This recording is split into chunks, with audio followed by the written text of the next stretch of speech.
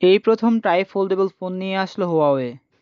Apple company 16 series launch করার কিছুক্ষণ পরেই হুয়াওয়ে কোম্পানি তাদের হুয়াওয়ে ম্যাট এক্সটি আলটিমেট ফোনটা লঞ্চ করেছিল। আর মজার বিষয় হলো বর্তমানে সব থেকে দামি ফোন হলো এটি। এখন বিশ্বজুড়ে এই ফোন নিয়ে সব থেকে বেশি আলোচনা।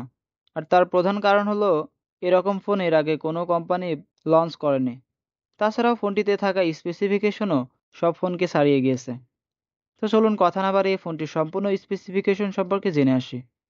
এই ফোনটির মেইন আকর্ষণ ডিসপ্লে দিয়ে শুরু করা যাক। ফোনটিতে ট্রাইফোল্ডেবল এলটিপিও ওলেড ডিসপ্লে ইউজ করা হয়েছে, যেখানে 120 হার্জের রিফ্রেশ রেট সুবিধা পেয়ে যাবেন।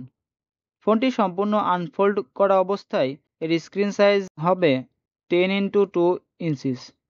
আর এই ডিসপ্লেতে 4K রেজুলেশনের ভিডিও প্লে করতে পারবেন। এই ফোনটির ব্যাক প্যানেলে ট্রিপল ক্যামেরা সেটআপ দেখতে পাবেন, যেখানে 50 মেগাপিক্সেলের মেইন শুটার, 12 মেগাপিক্সেলের আলট্রা ওয়াইড এবং 12 মেগাপিক্সেলের একটি প্যারিস্কোপ টেলিফটো মোড ইউজ করা হয়েছে। অপরদিকে ফ্রন্টে থাকছে 8 মেগাপিক্সেলের একটি সেলফি ক্যামেরা। এই ক্যামেরা দিয়ে ভিডিও শুটিংয়ের ক্ষেত্রে 4K এর পাশাপাশি অনেকগুলো মোডও পেয়ে যাবেন, যেমন জাইরো, ইএআইএস, ওআইএস এবং এইচডিআর এর সাপোর্ট।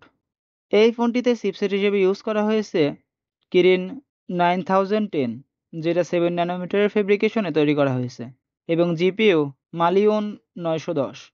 এই প্রসেসরের আন্টুটু স্কোর 9 লাখের কাছাকাছি। আর এই প্রসেসরের পারফরমেন্স অবভিয়াসলি দুর্দান্ত।